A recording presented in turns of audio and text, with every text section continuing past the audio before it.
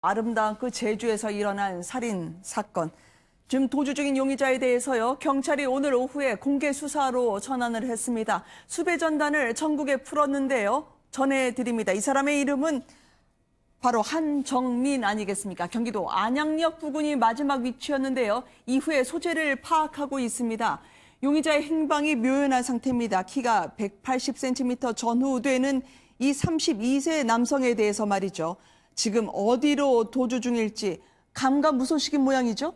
안양역까지는 안양역 부근에 나타난 건 CCTV에 촬영된 것 같은데요. 네. 제가 볼 때는 안양뿐만이 아니라 서울로도 들어올 수가 있거든요. 그래서 지금 이 수배 관서가 그 제주 동부경찰서로 돼 있는데 경기 남부청도 그렇고 서울도 네. 그렇고 좀 일제 검문 검색을 통해서 찾아볼 필요가 있습니다. 왜냐하면 화면을 한 번 더 봐주시기 바랍니다. 한국 나이로 하면 33살의 한정민 씨. 지금 이 사진들을 보면은요, 그동안 게스트하우스 가격도 비교적 저렴하고요. 한 방에서 많이 주무시지만 그래도 합리적으로 새로운 문화를 개척했던 게스트하우스의 관리자로 나서면서 손님들과 같이 함께 바베큐 파티를 즐기는 장면, 사진들이 입수가 됐습니다. 이 피해 여성은 이럴 줄도 모르고 제주도를 찾았다가 참변을 당한 거 네, 아니겠습니까? 끔찍한 사고를 당했는데요. 이 피해 여성은 7일 날 혼자서 제주도에 들어갔다고 하고 그날 이 게스트하우스가 요즘 굉장히 대유행을 하고 있는데 네. 젊은 20대, 30대들이 여행객들이 혼자 오거나 또는 둘이 와서 거기 게스트하우스에서 마음 맞는 사람들과 같이 여행을 하기도 하고 여행담을 주고받으면서 아름다운 그런 이야기들을 나누는 것인데 게스트하우스에서 주로 어떻게 하길래 많은 젊은이들이 찾나요? 왜냐하면 게스트하우스가 결국에는 바로 저 문제의 게스트하우스죠. 그렇죠. 가격이 저렴하기도 하고 그 낮에는 열심히 여행을 한 다음에 밤에 같이 모여서 저녁 식사를 하기도 하고 술도 마시면서 서로 간의 우정을 쌓으면서 새로운 친분을 쌓는 것이거든요. 그런데 이렇게 네. 관리자라는 사람이 이렇게 끔찍한 일을 했을 것으로 지금 추정되고 있기 때문에 혼자 여행하거나 또는 둘이 여행하는 그런 여자 여행객 그리고 혼자 여행하는 남자 여행객 같은 경우에도 굉장히 지금 이 사건을 접한 다음에 아주 분노와 그리고 좀 두려움에 떨 수밖에 없는 사건으로 보입니다. 이 피해 여성의 경우에도 홀로 제주도에 도착을 해서요.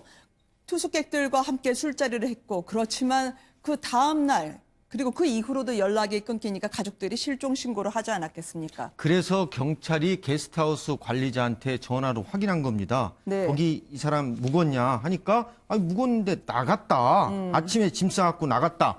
전화로만 확인한 것 같아요. 예. 만나봤기도 했다고 하는데요. 워낙 태연하게 본인이 전혀 사건과 관련이 없는 것처럼 한번 보니까 짐 싸서 퇴실했다라는 식으로요. 이야기를 했다고 합니다. 저희가 경찰 관계자로부터 이야기를 들어볼 수 있었는데요. 함께 보시겠습니다.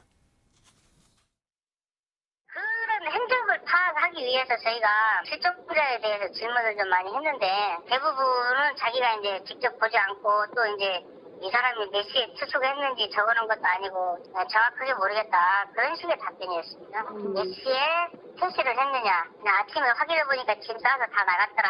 전형적인 시골 마을에 또 손님을 꾸준히 오는 것 같습니다. 그 같이 있었던 걸로 알고 있어요. 경찰은 이 용의자 한정민 씨가 살인을 저지른 것으로 일단 보고 쫓고 있습니다. 그런데 그 범행을 저지르고도요, 태연히 영업을 한 것으로 전해지고 있잖아요. 네, 피해 여성이 7일 날 제주도를 들어왔고 아마 8일 날 숨진 것으로 추정되는데요. 8일 날 숨진 이후에도 이틀 동안이나 태연하게 게스트하우스를 운영했던 걸로 보입니다. 10일 날 경찰이 오후 1시경에 이렇게 탐문 조사를 실시하고 나니까 태연하게 아무것도 아닌 것처럼 얘기한 다음에 그날 밤에 비행기를 타고 서울로 왔다는 거거든요. 그러니까 이틀 동안이나 네. 이분 같은 경우에는 그 범죄를 아마도 저질렀을 것으로 추정되는데 아무런 죄책감도 없이 그 태연하게 그리고 게스트하우스에 있는 손님들과도 어떤 교류가 있었을 거 아닙니까? 그런 걸 생각하면 이 사람의 범행 행각이라는 것들이 좀 끔찍하기도 하거니와 도저히 인면수심으로밖에 볼 수가 없습니다. 더더군다나요, 범행 직후에 그 피해 여성의 짐을 치우면서 퇴실을 한 것처럼 위장하려고 했던 것 같고요. 경찰 탐문 수사에도 모르쇠로 일관을 했기 때문에 보통의 심리 상태가 아닐 것으로 보고 있다고 합니다. 그런 게 말이죠. 보통 이 사람이요. 알고 보니까 성폭행 미수지만요. 준강간 혐의로 재판 중이었다면서요. 그렇습니다. 그 혐의도 뭐냐 하면은 게스트하우스, 지금 사건이 발생한 게스트하우스에서 심신미약 투숙객을 상대로 해가지고 성폭행한 혐의입니다. 12일 날 네. 2차 공판을 앞두고 있었던 겁니다. 근데 저는 개인적으로 이걸 경찰이 좀 알았으면은 네. 바로 가가지고 좀 용의점이 있다고 보고 경찰서로 데리고 와가지고 조서를 좀 받았으면은 추궁을 했으면은 좀 미리 잡을 수 있지 않았나 하는 그런 아쉬움이 많이 들립니다. 지금 게스트하우스 주인은 아니고요. 관리자 아니겠습니까? 근데 이용객들은요.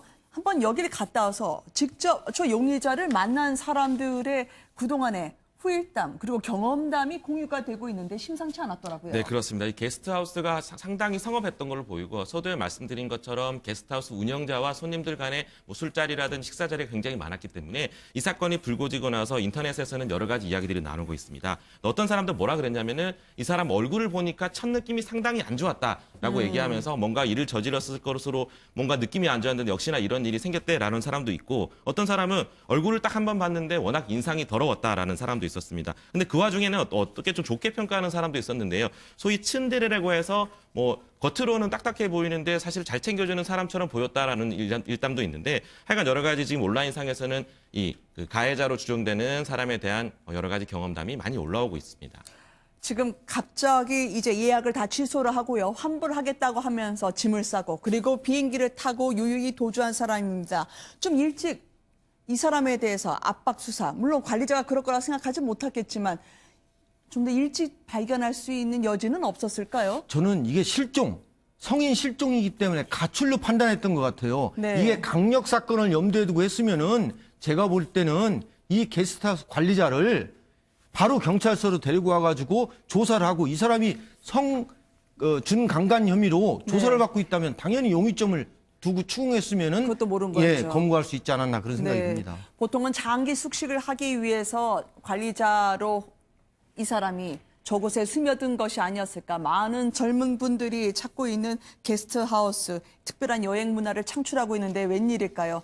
지금 제주에서 발생한 여행객 살인 사건이 이번이 처음이 아니지 않습니까? 네, 그렇습니다. 사실 2012년도에도 올레길에서 이런 살인 사건이 한 번 있었는데요. 이 사건도 어떠냐면은 이번 사건과 마찬가지로 혼자 오는 여자 여행객이었습니다. 네. 이 40대 여행객이었는데 올레길을 걷다가 사고를 그러니까 처음에 실종 사건이 났습니다. 그런데 실종 9일째 되도록 아무도 절대로 나타나지 않다가 그 근처에 있는 버스 정류장에서 운동화와 신체 일부가 발견됐고 그 네. 주민에 있는 유력한 용의자를 체포하게 당시 됐는데요. 피의자 강석인이죠. 네, 이분 같은 경우에도 처음에는 범행을 완강히 부인하다가 결국엔 실토를 했습니다. 성폭행을 하려다가 반항을 했기 때문에 죽여버렸다 얘기를 네. 하는데요. 사실 제주도 같은 경우에는 천혜의 관광지지 않습니까? 그래서 그렇죠. 사람들이 굉장히 많이 찾고 있고 지금처럼 게스트하우스 같은 문화가 아주 성행하고 있는데 이렇게 혼자 오는 여행객, 혼자 오는 여자 여행객들이 좀 더 안전할 수 있는 그런 어떤 시스템적인 제도가 좀 더 개선되지 않느냐 그런 걱정이 듭니다. 네.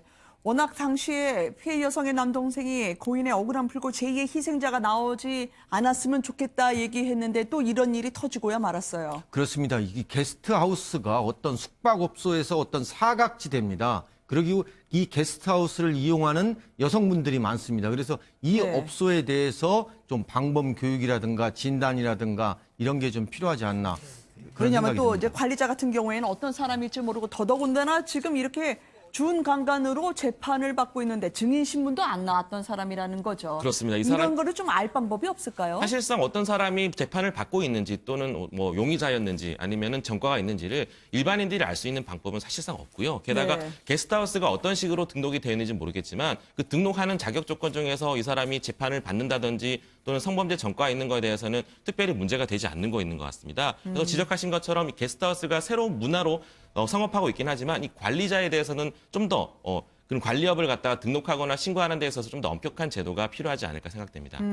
왜냐하면 저런 여행을 갈 때는 모든 거를 내려놓고 또 개방된 마음으로 가기 때문에 사람을 의심하거나 아, 저거 이상할 것 같다라고 견제의 시선을 주기가 어렵잖아요. 무방비 상태로 당한다는 거죠. 그렇습니다. 게스트하우스를 찾아가는 사람들이 대부분 좀 열린 마음으로 그러니까 만약에 혼자 가거나 아니면 같이 있는 사람들과만 여행을 하려고 했다면 뭐 호텔이나 다른 어떤 숙박을 했겠죠. 그게 아니라 게스트하우스를 찾을 때는 열린 마음으로 사람들을 만나려고 갔는데 그런 무방비한 상태에서 이런 범죄에 노출됐다는 것이 굉장히 안타까운 현실이라고 볼 수 있습니다. 저런 미소로 그리고 저런 바베큐 파티로 사랑과 함께 술잔을 오고 가게 하는 사이에 이렇게 당한 부분에 대해서 많은 여성들이 좀 두려워할 것 같아요. 그렇습니다. 아마 게스트하우스 혼자 가기도 어렵고 또 혼자 밖에 나다니기도 어려울 것 같습니다. 이 사람이 여성들의 환심을 사기 위해서 15,000원에 바베큐 파티를 했다는 겁니다. 네, 알겠습니다. 두 분과 함께 짚어봤던 사회 소식이었습니다. 고맙습니다.